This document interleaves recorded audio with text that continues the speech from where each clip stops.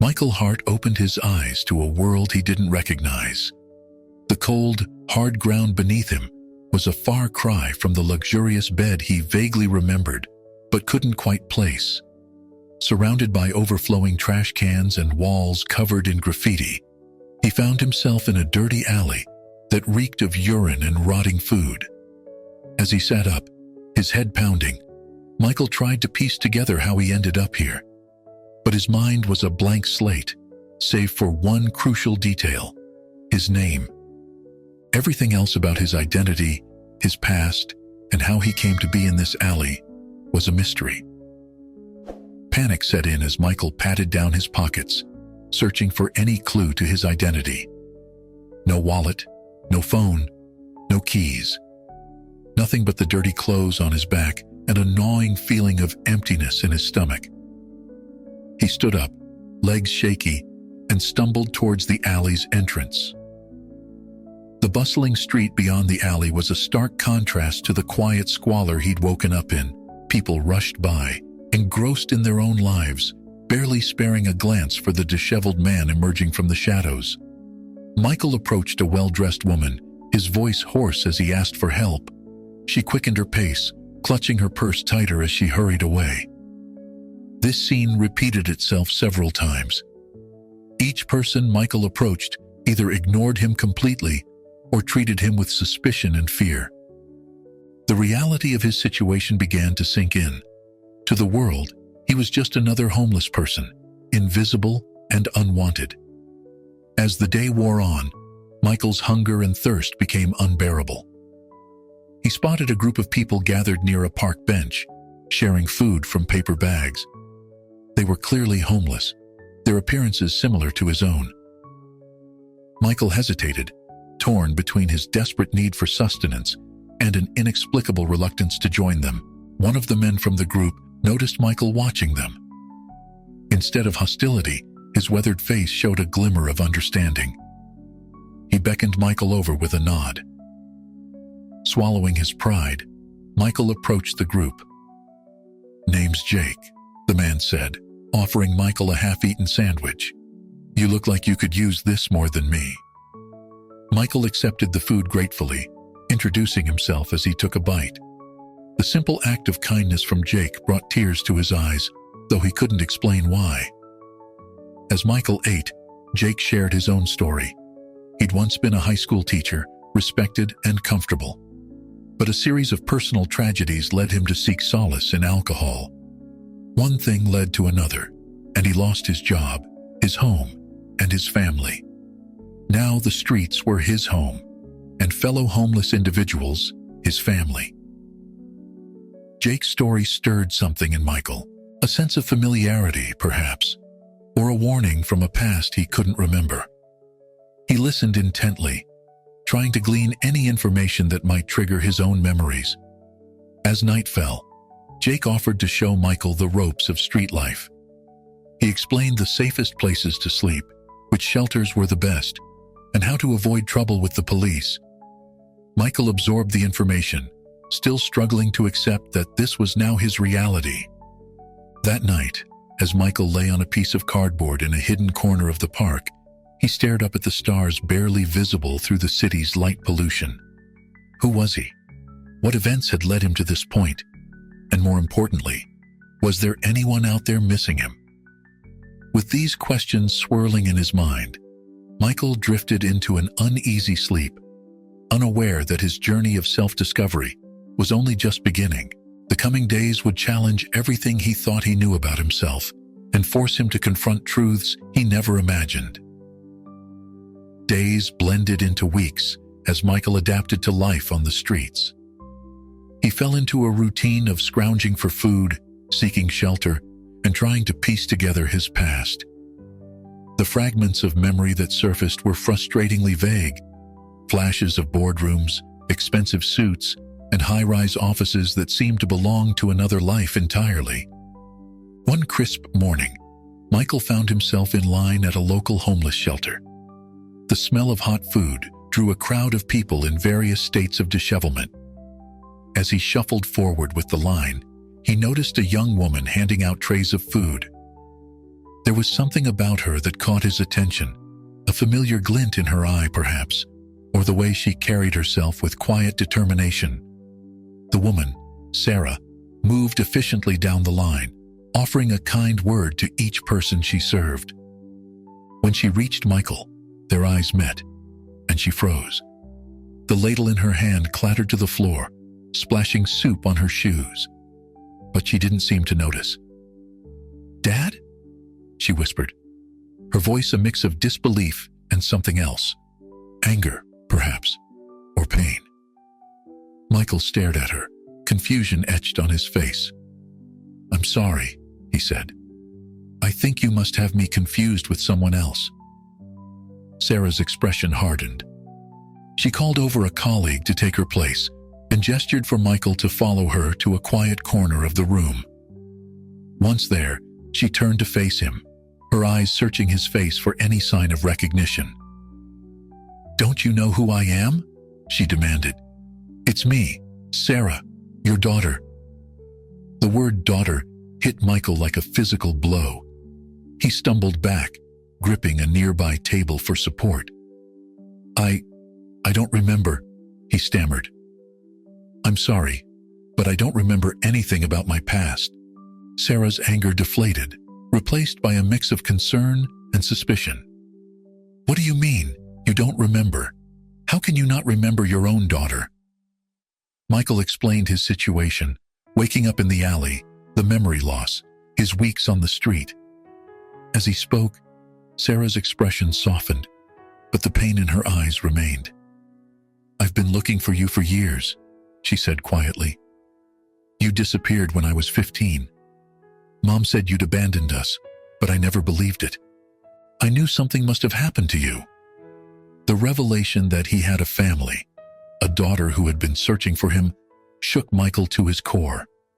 He felt a confusing mix of emotions: guilt for not remembering, fear of the expectations Sarah might have, and a glimmer of hope that this connection might help him reclaim his past. Sarah, seeing the turmoil on Michael's face, took a deep breath.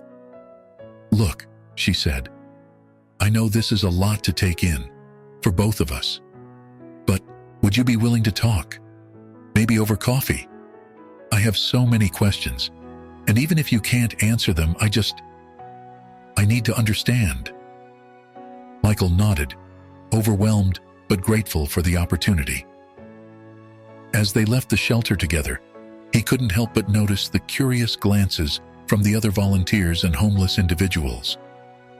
He wondered how many of them had families out there, searching for them or waiting for their return.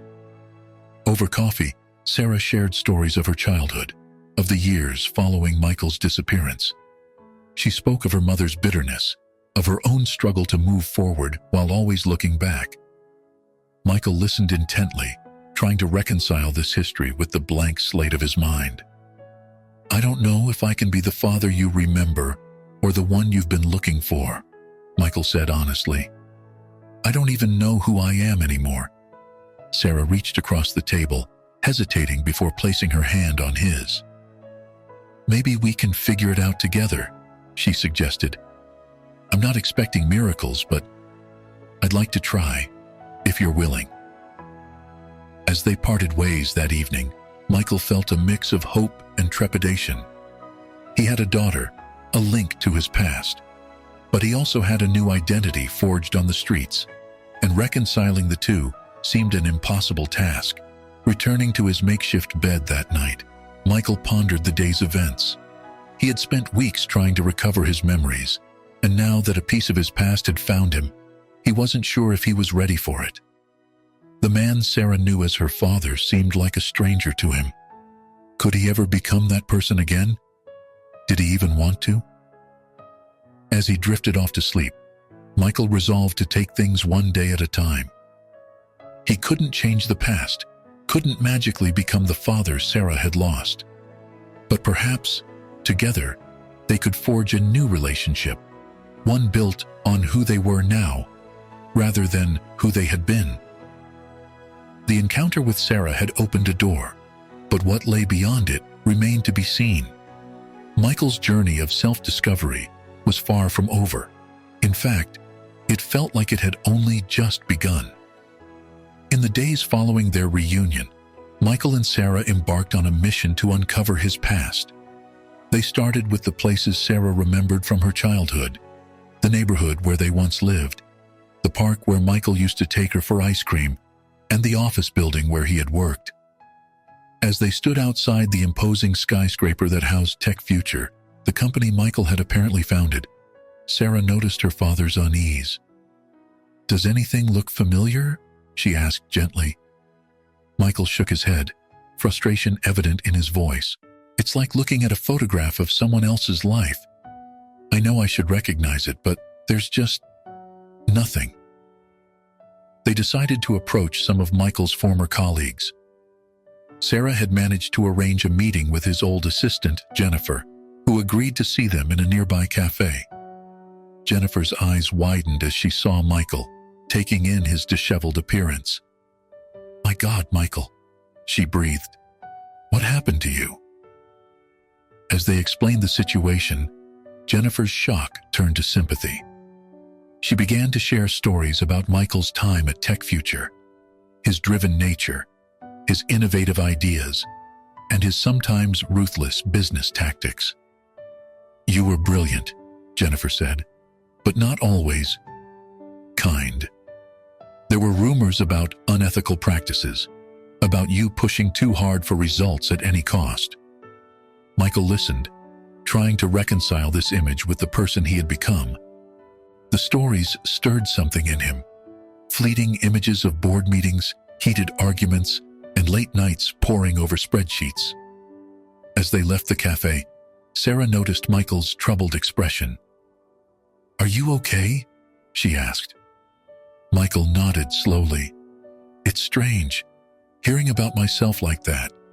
It's like she was describing a stranger, but at the same time, some of it feels right, like pieces of a puzzle slowly coming together." Their investigation led them to more people from Michael's past, former business partners, rivals, even a few employees who had been laid off during a company restructuring. Each conversation added new layers to the picture of who Michael had been. One name kept coming up: Laura, Michael's ex-wife and Sarah's mother. Sarah had been hesitant to contact her, given their strained relationship, but it became clear that Laura might hold crucial information about Michael's disappearance. "I think we need to talk to her," Sarah said reluctantly one evening, as they sat in her small apartment reviewing what they'd learned. Michael agreed, though the prospect filled him with anxiety. Meeting his daughter had been overwhelming enough. The thought of facing the woman he had once been married to but couldn't remember was terrifying. Sarah made the call, and to her surprise, Laura agreed to meet them. The next day, they found themselves sitting in an upscale restaurant, waiting nervously for her arrival. When Laura walked in, Michael felt a jolt of recognition. Not a memory exactly, but a feeling. She was elegant, composed, and her eyes held a mixture of emotions as she looked at him. Anger, relief, and something that might have been love. "So," she said, sitting down, "you're back from the dead." The conversation that followed was tense and emotional. Laura revealed that in the weeks before his disappearance, Michael had been acting strangely, paranoid, secretive, talking about a big discovery that could change everything. "You kept saying that you'd made a mistake, that you needed to make things right," Laura said. "But you wouldn't tell me what you meant. And then, one day, you just vanished." As Laura spoke, fragments of memory began to surface in Michael's mind. He saw flashes of a late-night meeting, a heated argument with a man whose face he couldn't quite recall, and a growing sense of dread. "There was something," Michael said slowly. "Something about the company. Something wrong." Laura nodded. "I always suspected as much. But without you, without any evidence, there was nothing I could do." As they left the restaurant, Michael's head was spinning with new information and half-formed memories. Sarah, seeing his distress, suggested they take a break from their investigation for a few days. But that night, as Michael tried to sleep on Sarah's couch, a name came to him: Thomas. He didn't know who Thomas was, but he was certain that this person held the key to understanding what had happened to him. The next morning, Michael shared this revelation with Sarah. "I think we need to find out who Thomas is," he said. "I have a feeling he's connected to whatever made me disappear." Sarah agreed, and they began a new phase of their investigation, focused on uncovering the identity of this mysterious Thomas and his connection to Michael's past. As they delved deeper into Michael's history, neither of them realized that they were stirring up old secrets that some people would go to great lengths to keep buried. Their quest for the truth was about to become much more dangerous than they could have imagined. As Michael and Sarah delved deeper into the mystery of his past, the fragments of memory that surfaced began to paint a troubling picture. One particular recollection hit Michael with the force of a physical blow. He saw himself standing in a boardroom, coldly announcing a mass layoff that would affect thousands of employees. The memory left Michael shaken.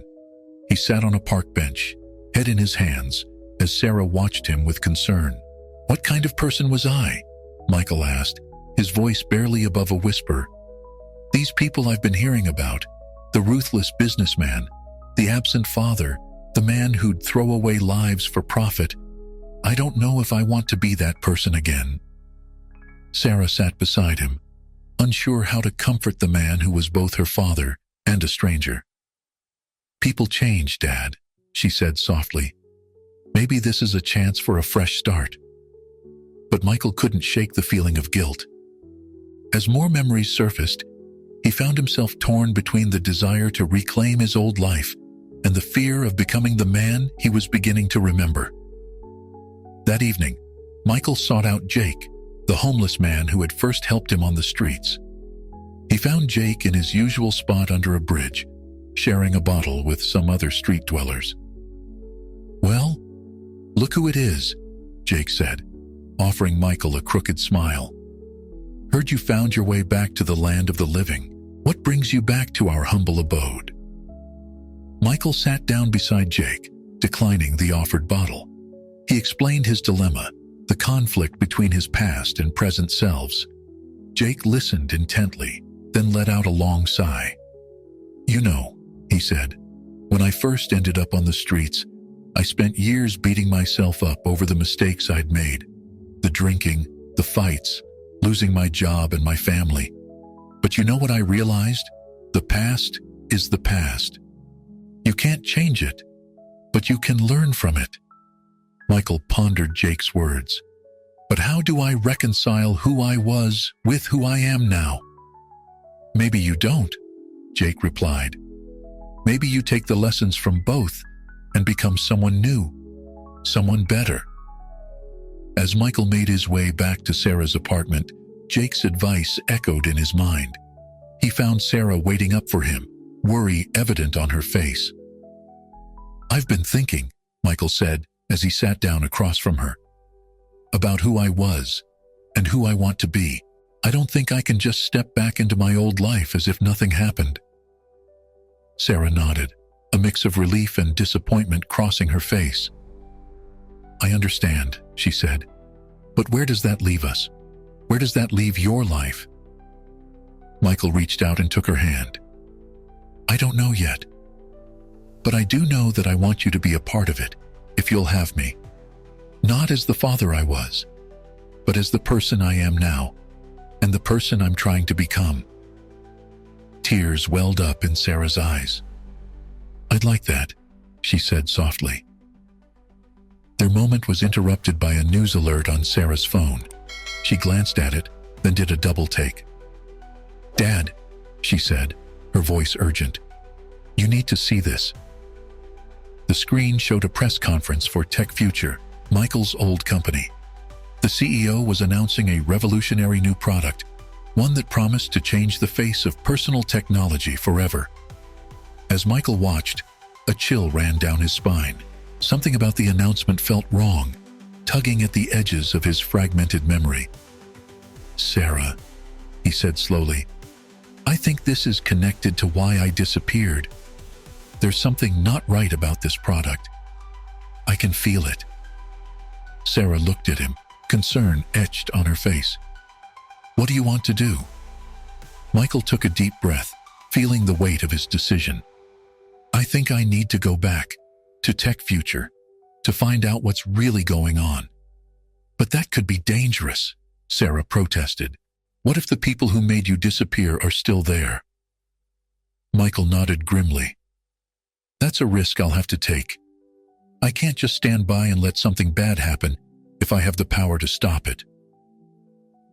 As they began to plan their next move, Michael felt a strange mix of fear and determination. He was stepping back into a world he barely remembered, risking the new life and relationships he'd built. But he also felt, for the first time since waking up in that alley, that he had a purpose. Whatever the outcome, Michael knew that this decision would change everything. The path ahead was uncertain, but he was no longer walking it alone. With Sarah by his side, he felt ready to face whatever challenges lay ahead, and to finally uncover the truth about his past.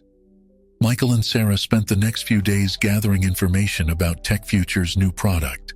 They scoured tech blogs, financial reports, and insider forums, trying to piece together what made this launch so significant and, potentially, dangerous.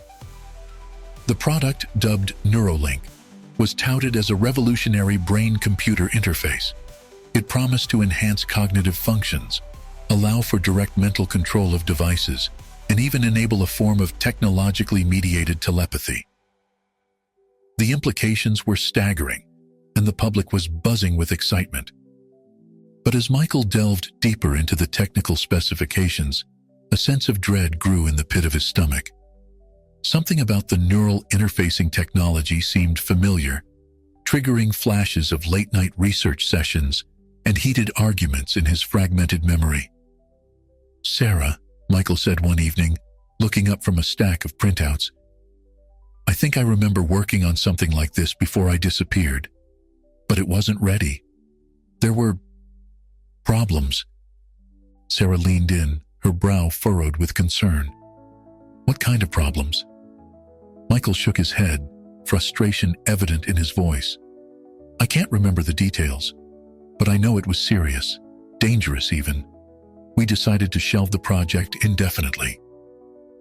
Their breakthrough came when Sarah managed to get in touch with Dr. Elena Rodriguez, a former Tech Future researcher who had left the company shortly after Michael's disappearance. Elena agreed to meet them in a quiet cafe, away from prying eyes. As soon as Elena saw Michael, her eyes widened in shock. "My God," she whispered, "you're alive! We all thought—" She trailed off, collecting herself. "Michael, do you remember what we were working on?" Michael shook his head. "Only bits and pieces, but I know it's connected to this Neuralink product they're about to launch. Elena, what aren't they telling the public?" Elena glanced around nervously before leaning in. "The interface, it's not just a one-way street. It doesn't just allow users to control technology with their minds. It also allows for influence in the other direction." Sarah gasped. "You mean it can control people's minds?" Elena nodded grimly. "Not directly, not yet. But it can subtly influence thoughts, emotions, even decisions. In our trials, we found that prolonged use led to significant personality changes. Some subjects became more aggressive, others more compliant, and the effects persisted even after the device was removed." Michael felt a chill run down his spine as another memory surfaced. "Thomas," he said suddenly. Thomas wanted to push forward with the project despite the risks. He said the potential benefits outweighed the dangers. Elena's face paled. "Thomas Blackwood. He was brought in as a special advisor just before you disappeared. Michael, he's the one who revived the project after you were gone. He's now the Chief Innovation Officer at Tech Future." The pieces were starting to fall into place. Michael remembered heated arguments with Thomas, threats made, and a growing sense of paranoia in the weeks leading up to his disappearance. "We have to stop this," Michael said, determination hardening his voice. "We can't let them release this technology to the public." Sarah looked at him, worry etched on her face. "But how? We're just two people, and one former homeless man with amnesia. How can we stop a multi-billion-dollar corporation?" Michael thought for a moment, then turned to Elena. "Do you still have access to any of the research? Anything that could prove the dangers?" Elena hesitated, then nodded slowly. "I kept copies of some of the data. It's encrypted, hidden. I was afraid something like this might happen." "Good," Michael said, a plan forming in his mind. "We're going to need that. And we're going to need to get into Tech Future headquarters." Sarah's eyes widened. "You want to break in? Dad, that's insane. It's too dangerous." Michael reached out and took her hand. "I know it's risky, but if what Elena's saying is true, we have to try. Millions of people could be at risk if this technology is released." As they began to formulate their plan, Michael felt a strange mix of emotions. Fear, certainly. Fear of being discovered, of failing, of losing his newfound connection with Sarah, but also a sense of purpose, stronger than anything he'd felt since waking up in that alley. He looked at Sarah and Elena, two women willing to risk everything to do what was right. And he realized that, whatever kind of man he had been before, this was who he wanted to be now. Someone who stood up for what was right, no matter the cost. As the sun began to set outside the cafe window, the trio leaned in closer, their voices low as they plotted their next move. The clock was ticking, and the fate of millions hung in the balance. Whatever happened next, Michael knew there was no turning back. As Michael, Sarah, and Elena worked tirelessly to gather evidence and formulate a plan to expose the dangers of Neuralink, the strain of their covert operation began to take its toll. Sarah, in particular, found herself struggling to balance her commitment to their cause with the demands of her daily life. One morning, Sarah arrived at their makeshift headquarters, a small rented office space, looking exhausted and stressed. "I lost my job," she announced, slumping into a chair. "They said my performance has been slipping, and I've missed too many shifts. I couldn't exactly tell them I was trying to save the world from mind-controlling technology." Michael felt a pang of guilt. He knew how much Sarah had sacrificed to help him, and now it was costing her dearly. "I'm so sorry, Sarah. This is all because of me." Sarah shook her head, forcing a smile.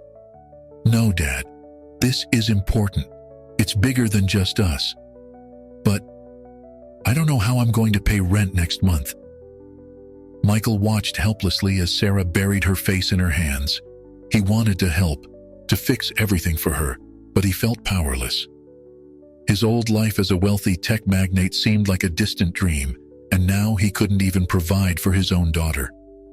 That night, as Sarah slept on the office couch, Michael slipped out into the streets.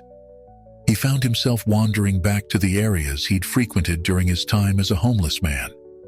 The familiar sights and sounds brought a strange comfort, and he realized how much he'd changed in the past few weeks. He spotted Jake, his old mentor from the streets, huddled under a bridge with a group of other homeless individuals. Jake's face lit up when he saw Michael. "Well, well, look who's back. Didn't expect to see you in these parts again." Michael sat down beside Jake, accepting the offered cup of lukewarm coffee. "I needed some perspective," he admitted. "Everything's changing so fast, and I feel like I'm failing at being a father all over again." Jake listened as Michael poured out his worries about Sarah's job, about the dangers they faced, about his own inadequacies. When Michael finished, Jake was quiet for a long moment. "You know," Jake finally said, "when I was teaching, I had this student, bright kid, but he was always comparing himself to others, always feeling like he wasn't good enough. You know what I told him? Jake turned to look Michael in the eye. I said, son, the only person you need to be better than is the person you were yesterday. Michael pondered Jake's words as he made his way back to the office. When he arrived, he found Sarah awake, poring over documents. I've been thinking, Michael said, sitting down beside her. You're right that this mission is important, but you're important too. We need to find a way to do this that doesn't destroy your life in the process. Sarah looked up, surprised by the determination in her father's voice. What do you have in mind? Over the next few days, they restructured their approach. Michael took on more of the research work, freeing Sarah to job hunt during the day. He also started using the skills he'd learned on the streets, resourcefulness, frugality, bartering, to help stretch their limited resources. To Sarah's surprise, Michael even arranged a series of odd jobs for them both. Everything from gardening to basic computer repair for elderly neighbors. It wasn't much, but it helped keep them afloat financially while they continued their investigation. As they worked side by side, Sarah began to see a different side of her father. This wasn't the distant, work-obsessed man she remembered from her childhood. This Michael was present, caring, and endlessly creative in finding solutions to their problems. One evening, as they shared a simple meal in the office, Sarah found herself laughing at one of Michael's self-deprecating jokes about his gardening skills. As her laughter subsided, she realized something with a start. Despite all the stress and uncertainty, she was happier than she'd been in years. Dad, she said softly, I just want you to know. I'm glad you're here. The real you, I mean. Not the CEO or the big shot, but just you. Michael felt a warmth spread through his chest at Sarah's words. For the first time since he'd woken up in that alley, he felt truly at peace with who he was becoming. As they returned to their work, the challenges ahead still loomed large. The dangers of Neuralink were very real, and Thomas Blackwood was a formidable opponent. But Michael felt a new sense of confidence. Whatever came next, he and Sarah would face it together, not as the people they once were, but as the team they had become. The road ahead was uncertain, but one thing was clear. Through all the challenges, both Michael and Sarah were growing, healing, and becoming stronger. And that, Michael realized, was a victory in itself. As the launch date for Neuralink drew nearer, the pressure on Michael, Sarah, and Elena intensified. They had gathered a substantial amount of evidence about the product's dangers, but they still lacked a concrete plan to stop its release. The weight of their mission was beginning to take its toll, especially on Michael. One evening, as they pored over the latest batch of leaked documents from Tech Future, Michael suddenly stood up and walked to the window. He stared out at the city skyline, his reflection in the glass, a stark reminder of how much his life had changed. I think I need to go back, he said quietly. Sarah looked up, confusion etched on her face. Go back where? Michael turned to face her and Elena. To Tech Future, to my old life. It's the only way we're going to stop this. The room fell silent as the implications of Michael's words sank in. Sarah was the first to speak, her voice trembling slightly. But Dad, what about everything we've built here? Our relationship, our mission.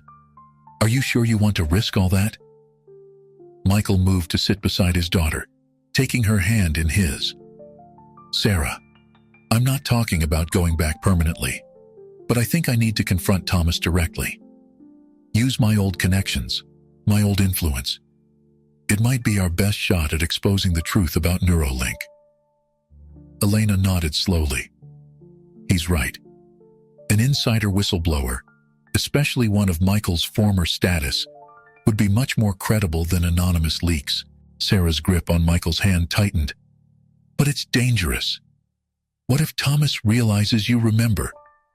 What if he tries to make you disappear again? Michael's face hardened with resolve. That's a risk I'll have to take. We can't let millions of people fall victim to this technology. And besides, he added with a small smile, I've got you two watching my back this time. Over the next few days, they formulated a plan. Michael would reach out to his old contacts, claiming that his memory had partially returned. He would express interest in rejoining Tech Future, using his supposed enthusiasm for Neuralink as bait. As the day of Michael's return approached, the atmosphere in their little office grew tense. Sarah alternated between helping Michael prepare and trying to talk him out of it. Elena worked tirelessly to organize their evidence, ensuring it would be easily accessible when the moment came to expose the truth. The night before Michael was set to meet with Thomas, he found Sarah sitting alone on the office balcony, staring out at the city. "Hey," he said softly, sitting down beside her. "Penny for your thoughts?" Sarah was quiet for a moment before responding. "I'm scared, Dad. I know this is important, but I just got you back. I can't bear the thought of losing you again." Michael put his arm around her shoulders, pulling her close. "I know, sweetheart, and I promise you, I'm not going anywhere. Not really. No matter what happens tomorrow or in the days to come, I'm still your dad. That's not going to change." Sarah leaned into his embrace, tears welling in her eyes.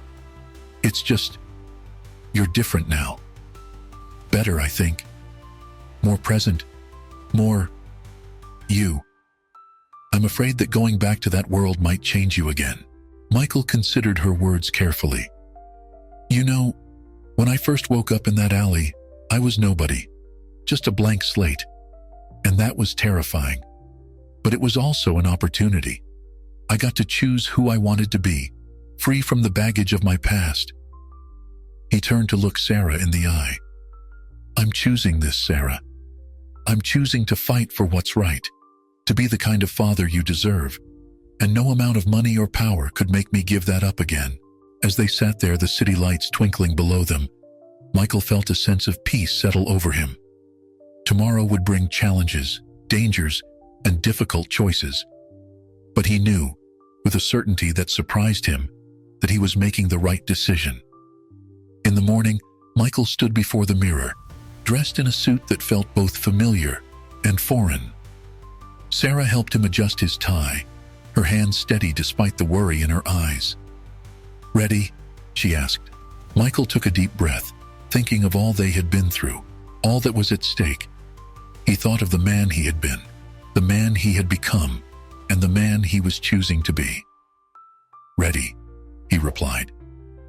As they left the office, stepping into the bright morning sunlight, Michael felt a mix of apprehension and determination. Whatever happened next, he knew he wasn't facing it alone. With Sarah and Elena by his side, he was ready to confront his past and fight for a better future.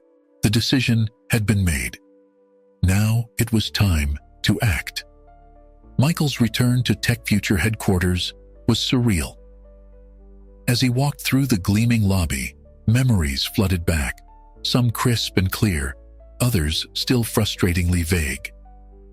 Employees stopped and stared, whispering behind their hands as he passed.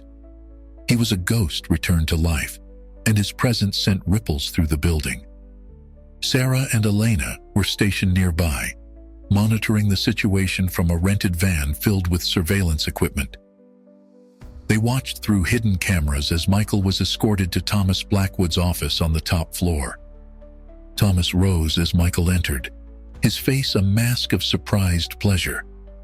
"Michael, my God, it's really you. When I got your message, I could hardly believe it." Michael forced a smile, shaking Thomas's outstretched hand. "It's good to be back, Thomas. Though I have to admit, a lot of it still feels unfamiliar." As they sat down, Thomas leaned forward, his eyes sharp. "So, tell me, how much do you remember?" Michael had rehearsed this moment countless times. "Bits and pieces," he said carefully. "Enough to know that we were on the verge of something big, something that could change the world." Thomas nodded, a slow smile spreading across his face. "Neuralink, Yes, we've made incredible progress in your absence, Michael. In fact, we're ready to launch. I was hoping you'd be here for it. As Thomas began to outline the advancements they'd made, Michael listened intently, looking for openings to probe deeper. Meanwhile, Sarah and Elena worked frantically in the van, cross-referencing Thomas's claims with the evidence they'd gathered. The conversation shifted to a demonstration of the technology. Thomas led Michael to a secure lab where several employees were wearing sleek headsets, interfacing with computers in ways that seemed almost magical. "Impressive, isn't it?" Thomas said, pride evident in his voice. "But this is just the beginning. Imagine a world where everyone is connected, where knowledge and skills can be shared instantly. We're on the cusp of a new era of human evolution, Michael." Michael watched the demonstration, a growing sense of unease in his stomach. "And you're sure it's safe? I seem to remember concerns." Thomas waved a hand dismissively. "Minor issues, all resolved. We've done extensive testing. Trust me, Michael, it's ready." Just then, Michael's phone buzzed, a preset signal from Sarah. It was time to make his move. "You know, Thomas," Michael said slowly, "it's funny you should mention trust." He pulled out a small device Elena had prepared, a signal jammer that would temporarily disable the lab's security systems. "Because I've been doing some research of my own, and I don't think Neuralink is nearly as safe as you claim." Thomas's face hardened, the friendly mask slipping away. "What are you talking about, Michael?" "I'm talking about the personality changes in test subjects, the addictive properties of the neural interface, the potential for mind control." Michael's voice grew stronger with each accusation. "Did you really think I wouldn't find out?" Thomas's eyes darted to the security cameras, but Michael held up the jammer. "They can't help you, Thomas. It's over. We have the evidence. All of it." For a moment, Thomas seemed to deflate. Then, suddenly, he lunged for an alarm button on the wall. Michael intercepted him, and the two men grappled, crashing into a desk covered in Neuralink prototypes. As they fought, Sarah's voice came through Michael's hidden earpiece. "Dad, security's on their way up. You need to get out of there." Michael managed to push Thomas away, grabbing a handful of Neuralink devices and documents. He sprinted for the door, hearing Thomas's enraged shouts behind him. The next few minutes were a blur of adrenaline. Michael raced through hallways, dodging bewildered employees and security guards. He could hear Sarah guiding him through the building's layout, directing him towards an emergency exit. As he burst out of a fire escape, he saw the van waiting, engine running. He dove in, and Elena floored the accelerator, tires screeching as they sped away from Tech Future headquarters. In the back of the van, Michael caught his breath, his heart pounding. Sarah hugged him fiercely. "You did it, Dad. You really did it." Michael looked down at the Neuralink devices in his hands, then at the determined faces of Sarah and Elena. "We did it," he corrected. "But it's not over yet. Now comes the hard part." As they drove away, Michael knew that exposing the truth about Neuralink would be a massive undertaking. They would be going up against one of the most powerful tech companies in the world. But looking at the team he had beside him, he felt ready for the challenge. The confrontation at Tech Future was just the beginning. The real battle, for the truth, for justice, and for the future of humanity, was about to begin. In the days following Michael's confrontation with Thomas, the team worked tirelessly to organize and analyze the evidence they had gathered. Their small office became a hub of frenetic activity, with walls covered in diagrams, timelines, and printouts of confidential Tech Future documents. Elena's expertise proved invaluable as she sifted through the technical data, translating complex neuroscience into terms that could be understood by the general public. Sarah's background in social work helped them frame the ethical implications of Neuralink in a way that would resonate with people. As for Michael, he found himself tapping into skills he didn't know he still possessed. logic thinking, public speaking, and an innate understanding of how the landscapes. We need to go public, Michael announced one evening as they gathered around a table strewn with coffee cups and takeout containers. But we have to do it in a way that Tech Future can't easily dismiss or cover up. They decided on a multi-pronged approach. First, they would release a comprehensive report detailing the dangers of Neuralink to select journalists and tech bloggers. Simultaneously, they would launch a website with all the evidence, including testimonies from former Tech Future employees and test subjects. The night before their planned reveal, Michael couldn't sleep. He stood on the balcony of Sarah's apartment, looking out at the city. Sarah joined him, handing him a cup of tea. "Nervous?" she asked. Michael nodded. "Once we do this, there's no going back. Our lives will never be the same." Sarah leaned against him. "They already aren't the same, Dad. But I think they're better." The next morning, they put their plan into action. Elena initiated the upload of their website, while Sarah began sending out emails to their carefully cultivated list of media contacts. Michael prepared for a press conference they had secretly organized. As the information began to spread, the response was immediate and overwhelming. Social media exploded with discussions about Neuralink. Tech forums were flooded with debates about the ethical implications of the technology. News channels scrambled to cover the story. Tech Future's stock price plummeted as investors reacted to the revelations. The company issued a hasty statement denying the allegations, but it was drowned out by the tide of evidence Michael's team had released. At the press conference, Michael stood before a sea of cameras and microphones. He took a deep breath, feeling Sarah's supportive presence beside him. "My name is Michael Hart," he began, his voice steady. "Many of you may remember me as the founder of Tech Future.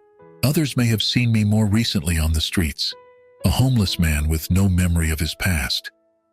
Today, I stand before you as both of these men, and as someone who has seen firsthand the dangers of unchecked technological advancement."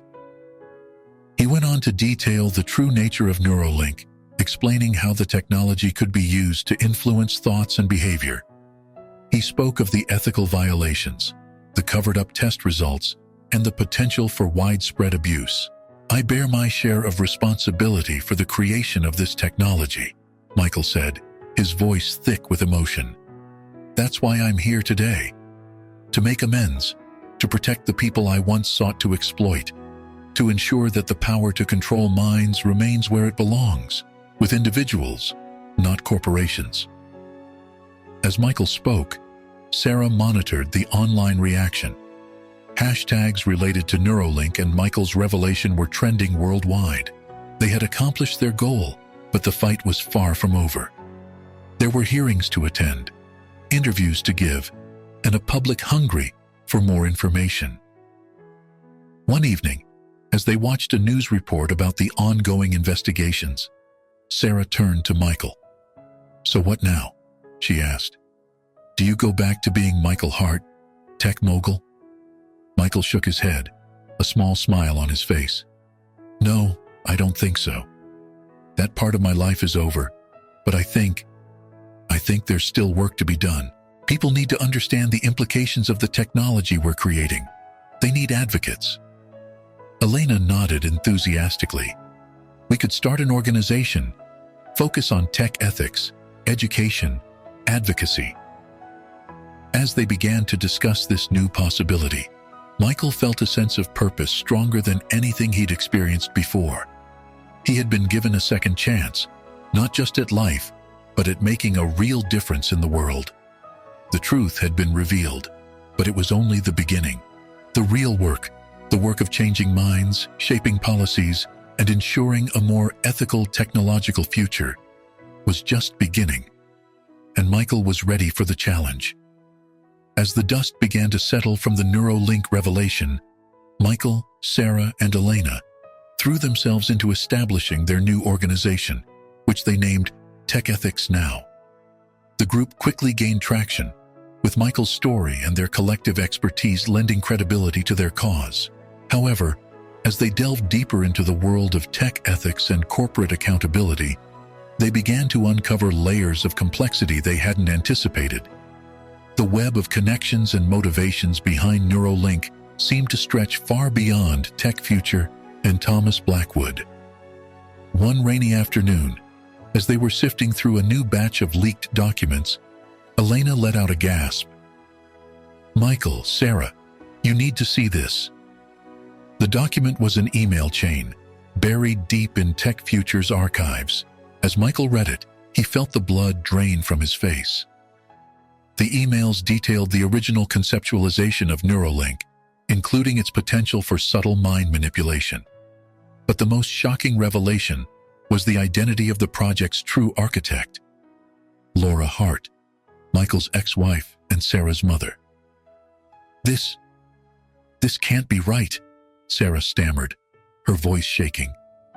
"Mom?" "But she's been an outspoken critic of tech overreach for years." Michael sat heavily in his chair, fragments of memory suddenly clicking into place.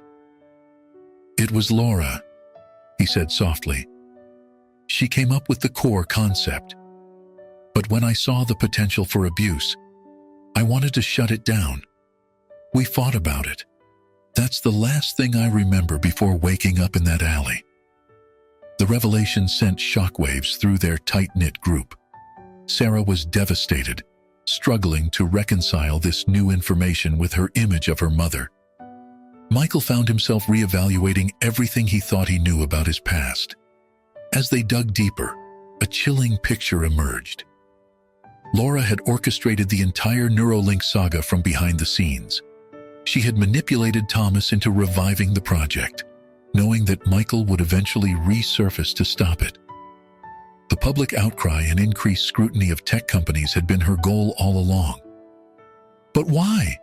Elena asked, bewildered. What could she possibly gain from all this? The answer came in the form of a manifesto hidden in Laura's personal files, which Sarah reluctantly helped them access. Laura believed that the only way to force real change in the tech industry was to create a crisis so large that it would shake the foundations of public trust. Neuralink was never meant to succeed. It was designed to fail spectacularly, paving the way for Laura's vision of a heavily regulated, ethically bound tech sector. The team found themselves facing an impossible dilemma. Revealing Laura's involvement would lend credence to those who claimed the Neuralink scandal was overblown. It could undo all the progress they had made in raising awareness about tech ethics. But keeping this information secret felt like a betrayal of the very principles they fought for. As they grappled with this moral quandary, Sarah received a text message. It was from Laura, containing only an address and the words, "It's time we talked."